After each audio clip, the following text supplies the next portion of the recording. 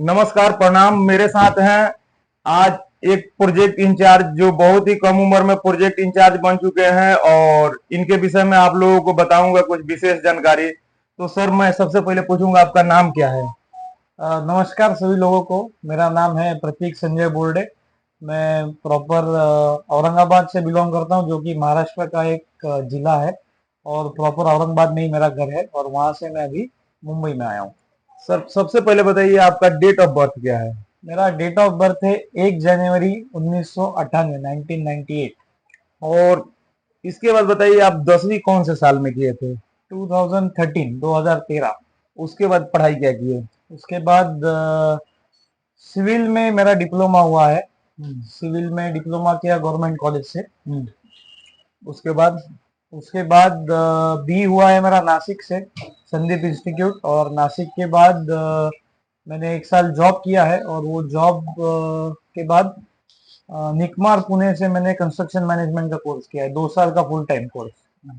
ये ईयर बता दीजिए, किस ईयर में आप पास आउट हुए थे? 2013 में 10th, 16 में डिप्लोमा, 19 में बी और 22 में पोस्ट ग्रेजुएशन कंस्ट्रक्शन मैनेजमेंट। फिर उसके बाद पोस्ट ग्रेजुएशन के बाद कौन सी कंपनी ज्वाइन की सबसे पहले? L&T कंस्ट्रक्शन में मेरा कैंपस के थ्रू सिलेक्शन हुआ था, जहाँ पे 1.5 साल मैंने काम किया कोस्टल रोड पैकेज 1 में।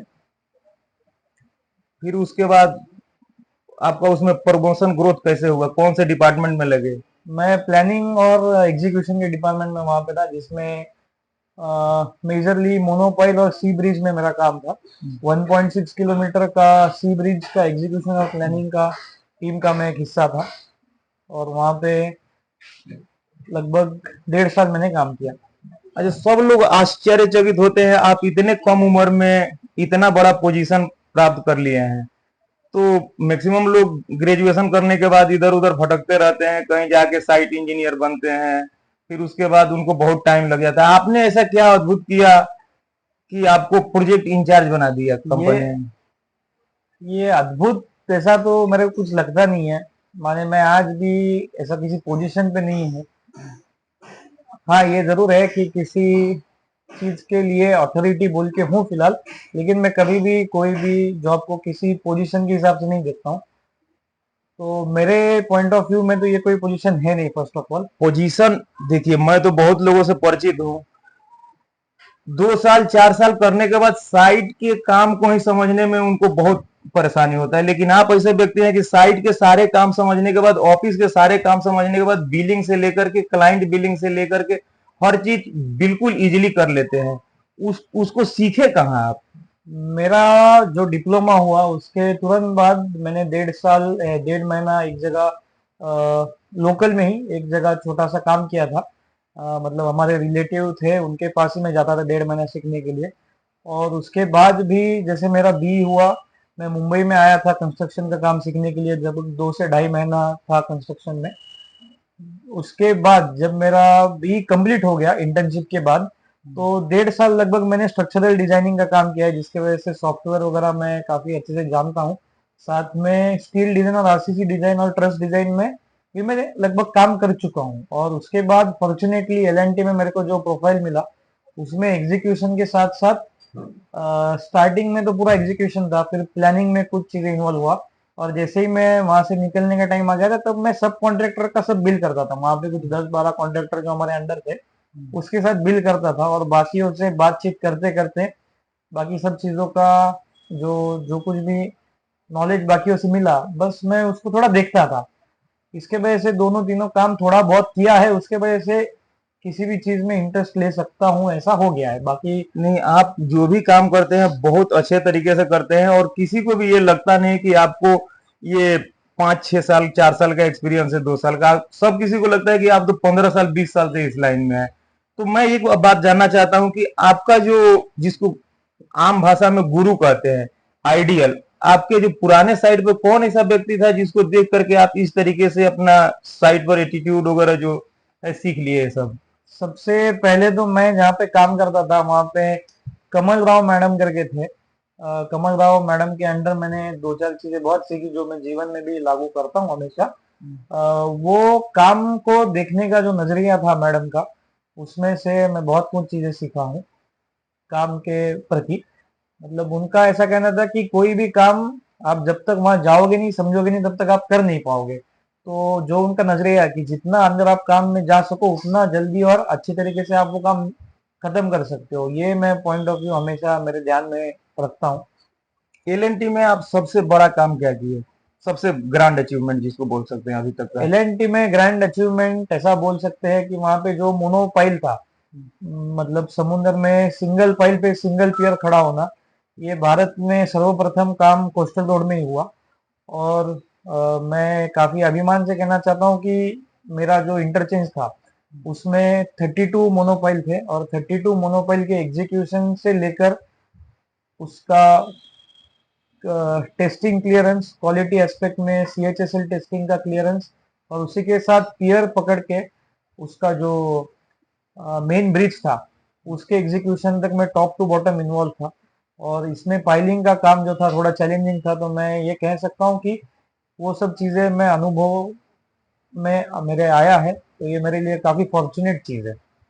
अच्छा, एक और बात पूछना चाहूंगा, आपके तरफ आपका जो जूनियर स्टाफ है या लेबर है बहुत अट्रैक्ट होता है, ये कौन सा पॉलिसी है आपके अंदर, क्या गुण ऐसा रखे हैं, कौन सा मिठाई खिलाते हैं, गुड़ खिलाते हैं जो सब लोग आपसे खुश रहता है? ये तो चाहे आपका सीनियर हो, क्लाइंट हो, या जूनियर हो, या लेबर वर्कर, आपके तरफ बहुत अट्रैक्ट होते हैं। ये तो मैं मतलब मेरे जीवन में ऐसा आप बोलते हैं तो मेरे को काफी आनंद लगता है ये चीजों का, लेकिन मैं कभी इस बारे में सोचा नहीं हूँ। लेकिन ऐसा मेरे को लगता है कि मैं सबको एक समान तरीके से बात करता हूँ, वही मेरे को लगता है कि सबको भाता होगा शायद, वही एक कारण होता होगा। बाकी जैसे सब लोग हैं वैसा ही मैं काम आदमी हूँ, उसके वजह से। आप आम आदमी तो हैं, लेकिन आप जो बात करते हैं, आपका देखते हैं कि कभी भी आप एग्रेसिव नहीं होते हैं, गुस्सा नहीं आता है।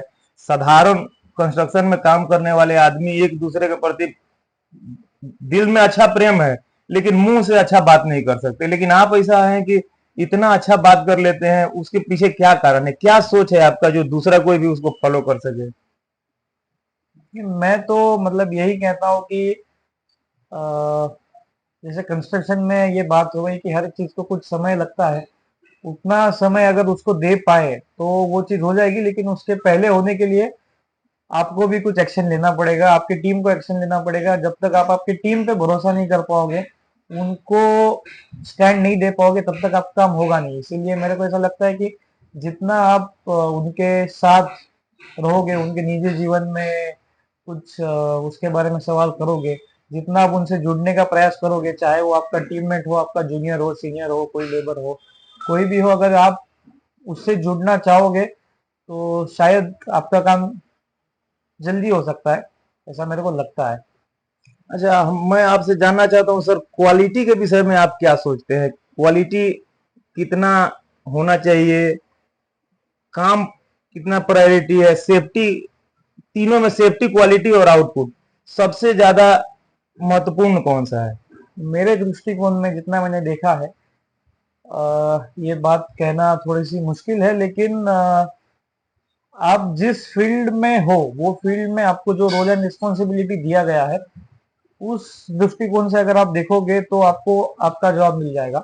जैसे कि क्वालिटी के बारे में, जो मिनिमम क्वालिटी एस्पेक्ट है वो चीजें फॉलो होना ही चाहिए, उसमें कोई कमी नहीं रहना चाहिए। ये चीज है कि कभी कभी हम लोग 100% दे नहीं पाते, क्योंकि कंस्ट्रक्शन इंडस्ट्री ये जो है इसमें आप खुद के अलावा बाकी कई चीजों पर सब चीजें निर्भर करती है। जैसे कॉन्ट्रैक्टर होता है, आपका स्टाफ होता है, सब कॉन्ट्रैक्टर होता है। तो जैसे एग्जाम्पल है, अगर कंक्रीट की कंडीशन अच्छी है तो उसका रिटेंशन टाइम आधा पौना घंटा बढ़ाया जा सकता है। लेकिन अगर कंक्रीट खराब है तो इमीडिएटली उसको रिजेक्ट भी करना चाहिए। ये दोनों में का अंतर आप अगर समझ पाए तो आप क्वालिटी कॉन्शियस होके काम कर सकते हो। लेकिन क्वालिटी कॉन्शियस होने का ये मतलब नहीं है कि आप आउटपुट पे कॉम्प्रोमाइज करें। डेफिनेटली आपको आउटपुट की तरफ भी देखना है, क्योंकि उसी के ऊपर किसी भी प्रोजेक्ट का एस्पेक्ट निर्भर करता है। बट आप अगर कॉन्शियसनेस और बैड क्वालिटी का फर्क जान पाए तो आप खुद ही इस सवाल का जवाब दे पाएगा। जो कोई भी किसी भी समय ये दोनों में से कोई चूज करना चाहेगा तो जो टेक्निकल क्वालिटी एस्पेक्ट आपको फॉलो करना है। उसके अलावा अगर क्वालिटी एस्पेक्ट में कोई बिगाड़ होता है तो आपको प्रोग्रेस को साइड बाय करना चाहिए, लेकिन कुछ हद तक सेल्फ कॉन्शियस होके, क्वालिटी कॉन्शियस होके आपको काम करना पड़ेगा। और जहां तक सेफ्टी की बात है, सेफ्टी साइट का सर्वप्रथम पॉइंट होना चाहिए, जो कि फॉलो करना डिफिकल्ट होता है क्योंकि हर वक्त लेबर को समझता नहीं है, उनको समझाना पड़ता है, और अपने से ज्यादा भी लेबर को उसका जो डेली वेजेस मिलता है उसके लिए आउटपुट चाहिए रहता है, तो वो थोड़ा सा सेफ्टी को कहीं ना कहीं एक स्टेप पीछे करके कुछ काम करने के लिए जाता है ताकि उसका काम जल्दी हो और उसको थोड़ा ज्यादा पैसे मिल सके। लेकिन यही टाइम है जब स्टाफ को या फिर सब ऑफिसर्स वगैरह जो होते हैं उनको ये चीजें उनको समझाना है। ये डेफिनेटली क्वालिटी, सेफ्टी और आउटपुट